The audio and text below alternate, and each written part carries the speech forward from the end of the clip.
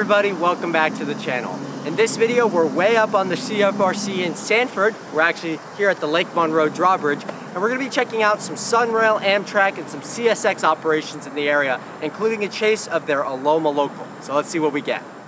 It's 5:57 a.m., and in an attempt to exit Tampa before the morning traffic sets in this Wednesday morning, my friend Cooper and I would be on the road eastbound towards Lakeland, Kissimmee, Orlando, and eventually Sanford.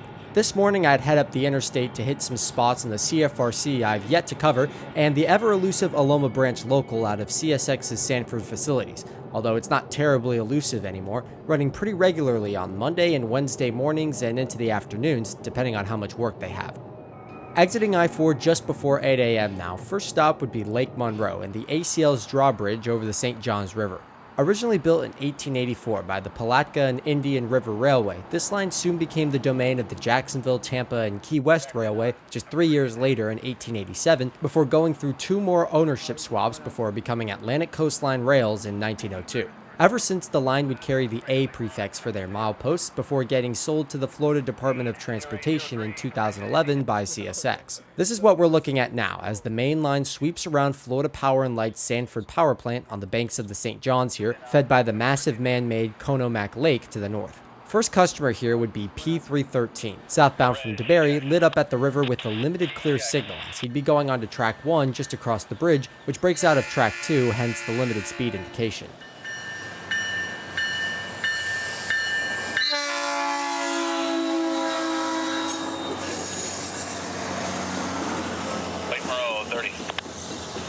Lake Monroe, 30 across the bridge, 13 out. Waiting for P313 on the other side of the bridge, where the Sanford double track resumes, would be northbound P306, coming out of his very own Sanford stop and running right on time, now just 5 minutes out of his stop at DeBary.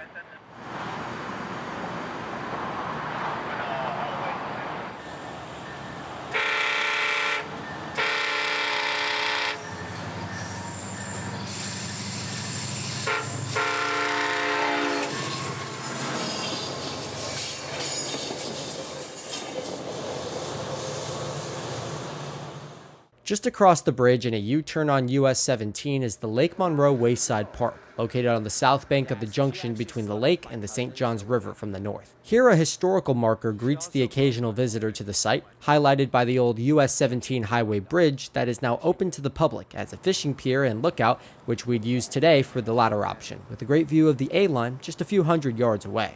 Initially built in 1932 by the state of Florida, this old bridge once carried US 17 over the river and hosted Florida's first electrically powered swing bridge before its service came to an end when the 1994 built Benedict Bridge was completed, now flying US 17 over the waterway, high enough now to not warrant any moving bridge spans at all. To the west of the old bridge is I-4 and its haunting dead zone, marked as the deadliest portion on the interstate with more than 2,000 fatal accidents occurring in the quarter-mile section just south of the river since its construction in 1960. Apparently built atop the remains of a small German community and graveyard, locals say the area is haunted, but on this bright sunny summer morning it wouldn't matter to us or P308, crossing the St. Johns with greens to DeLand.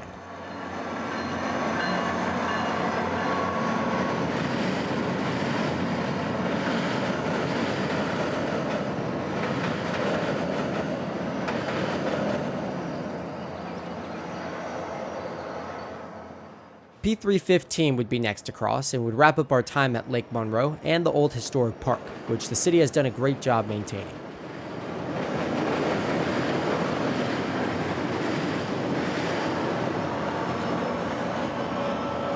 South a couple miles on the A-line is McCracken Road and the site of the old Sanford Depot and Station. Built in 1953 by the Atlantic Coastline, Amtrak took over operations here in 1971, with CSX soon owning the building by 1986. Serving the Silver Star, Silver Meteor, and Sunset Limited up until its service suspension in 2005, the building and site was demolished just 4 years later in 2009. With construction similar to that of St. Petersburg, the new station just a few blocks north of us is only operated by Sunrail, which offers connections from DeLand to the north and Winter Park to the south for Amtrak riders trying to reach Sanford via rail. The The concrete platform and a couple of tall station light posts are all that remain of the once busy Sanford depot. The old engine shops and tracks have been demolished and now house Kinder Morgan, who receives tanks and hopper cars on the very tracks that SCL used to service their old locomotives. CSX still maintains its Sanford offices here across the tracks, where crews start their day, like this L717 assigned to the 6105 today.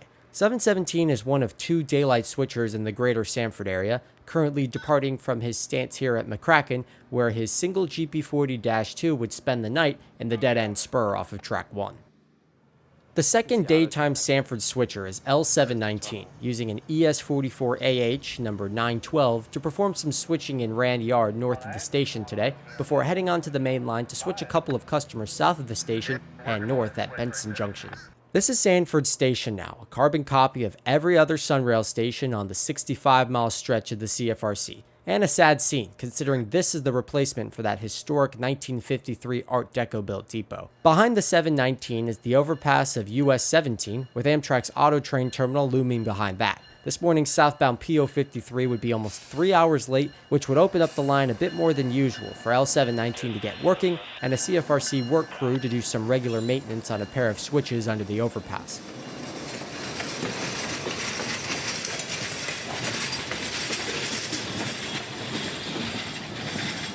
To the north is CSX's Rand Yard, handling mainly rock for Conrad Yelvington and miscellaneous freight for everywhere between Sanford, DeLand, and Winter Springs. 719 would be tying a couple of tank cars down on the yard lead before grabbing the rest of his train in order to depart right after a couple of Sunrails would get by. The switches for this 717 that's got to come on the Aloma, right there where you're working. I just wanted to make sure we were going to be able to leave it to him.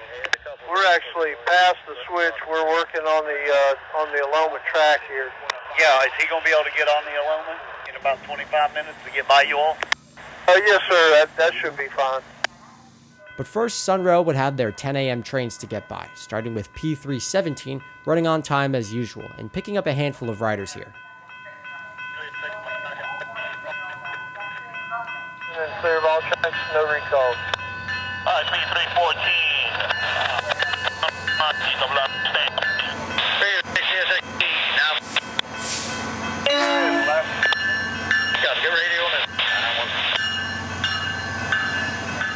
Since the Aloma branch isn't its own subdivision anymore, an EC1 is not required to use this trackage, only permission to enter the main line for a short section from the CFRC dispatcher. L717, locomotive 6105, has the authority to enter the number 1 track between DSMF and Sanford. 1022 JEH on the authority for the L717.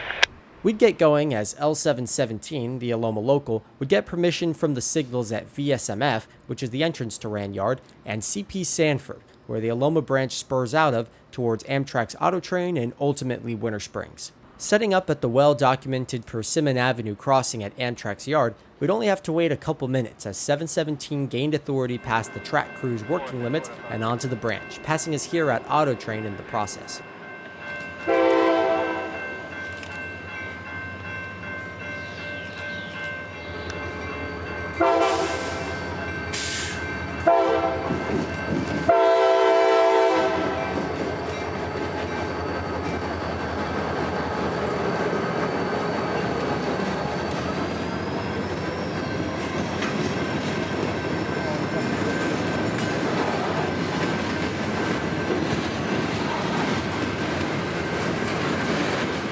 From Auto Train, we'd scope out some photo spots before returning to our local, who had already spun the Y just east of us and would now be switching Pebble Junction, a small customer located on the west side of town, receiving rock cars on the days that this 717 runs. At one point, this was known as the Aloma subdivision and was treated as an actual main line back just a couple of decades ago, with a speed limit of 35 miles per hour from Sanford to Oviedo and 25 once you got into town from the north. Mileposts are prefixed here AU. A for A-line, and U as the secondary letter that denotes the line as a branch from the A-line. Nowadays, the line is about 10 miles long, from the AU 768 to the AU 778, where the line dead ends at a scrap company in Winter Springs after passing a couple more industries around the Orlando Sanford International Airport and sweeping through the Spring Hammock Preserve. 6 total customers still reside on this now 10-mile-per-hour spur, which hosts some of the most Florida railroading scenes this state has to offer, between its tree canopies and close proximity to Sanford neighborhoods just south of downtown. Built in 1881 by the Sanford and Indian River Railway,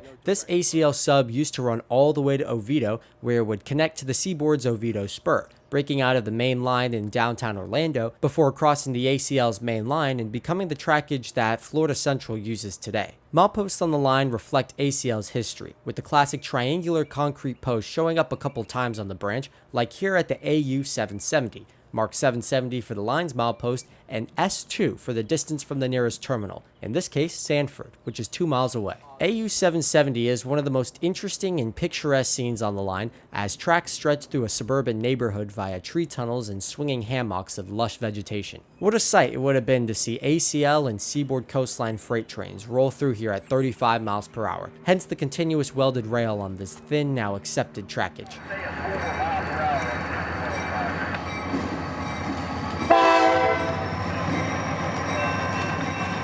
Back north at the Y, 717 is pulling out the empties from Pebble Junction, 11 cars this morning, and backing them on to the north side of the main, where trackage used to go all the way into town to serve the steamboats at Lake Monroe and the docks at Fort Mellon. Power for today's local would be CSX 6105, an old Baltimore and Ohio Jeep 40-2, built in May of 1975 as B&O 4206. A very refreshing sight for a couple of Tampa rail fans used to the mundane rebuilt Dash 3 variant. This 6105 with its fading paint and classic horn would be the perfect motive power for this old Floridian chase. Coupling to their string of loads on the south leg of the Y here, 717 would soon spot said loads in both of Pebble Junction's receiving tracks, with 7 loads in total, 4 for track 1 and 3 more for track 2. With all of 717's duties here now complete, our conductor would lock up the gates here and realign the switches as 717 would back onto his train waiting behind him for the trek down the Aloma.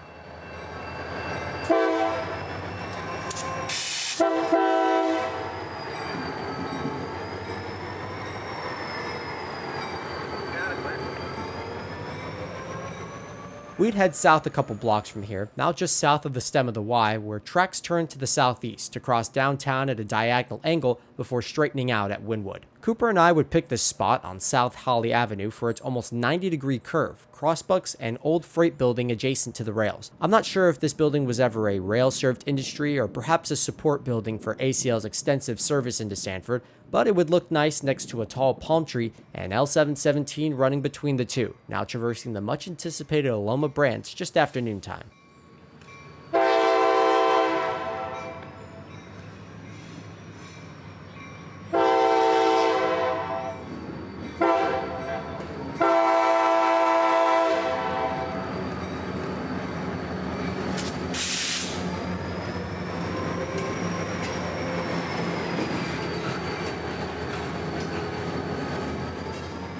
From here, we'd skip over to Wynwood, where the shot of the day would be at East 25th Street, as the line goes through a lush tree tunnel, only more saturated in the summer heat and humidity that this state offers.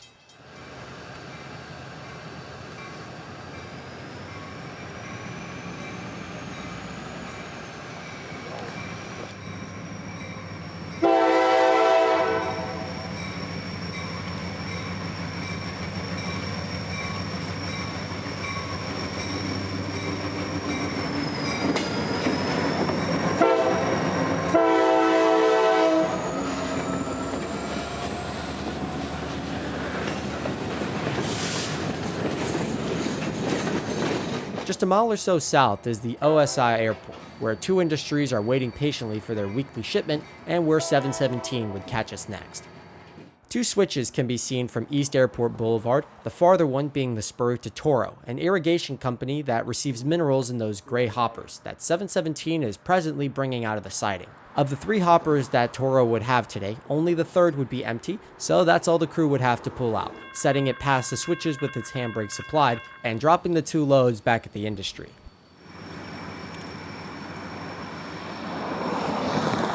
Next up would be that closer spur to 84 Lumber, where the crew would have orders to pull out an empty boxcar and center beam and replace those with a yellow rail box on the front of the train. We'd set up at Mellonville Avenue for a shot as the train would leave, before leapfrogging the local to Bedford Road, now deep into the Spring Hammock Preserve.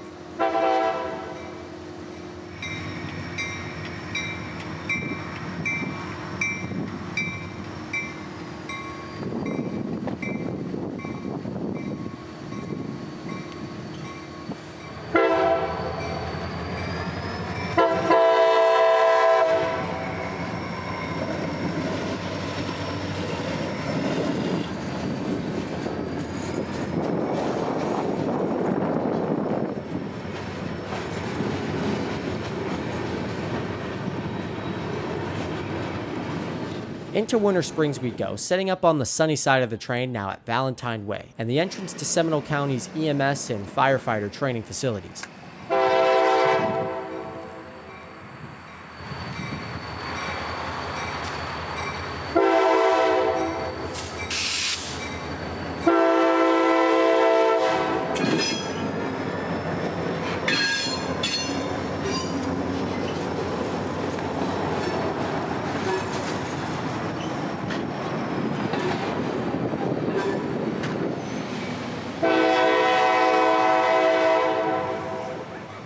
Finally, just a half mile or so from the end of the line, 717 would slow to a stop as the conductor would hop out and throw the runaround switch for the siding. Here, the siding is used to do exactly that, run around their consist in order to switch the stub end 419 scrap metal industry after premix, a marble manufacturing industry that also takes hoppers. With the heat index well over 100 degrees out here, I'd call it a day and head for some lunch and AC in Winter Springs. The next day, I'd meet up with a friend to visit the Central Florida Model Railroad Club, located right next to the Seaboard Industrial Park, owned and operated by the Florida Central Railroad on the west side of Orlando, between Lockhart and Pine Hills. By far the largest HO scale layout I've ever visited, this place is awesome, with an insane amount of detail for such a massive layout. It's well maintained too, and hosts operating sessions on the weekends for its members. They also host open house events here and there, which you can learn about on their website, centralfloridarailroadmodelers.com, or on their social media platforms. I'd have the opportunity to run one of my locals on the layout as well, which is how my time in Orlando would end.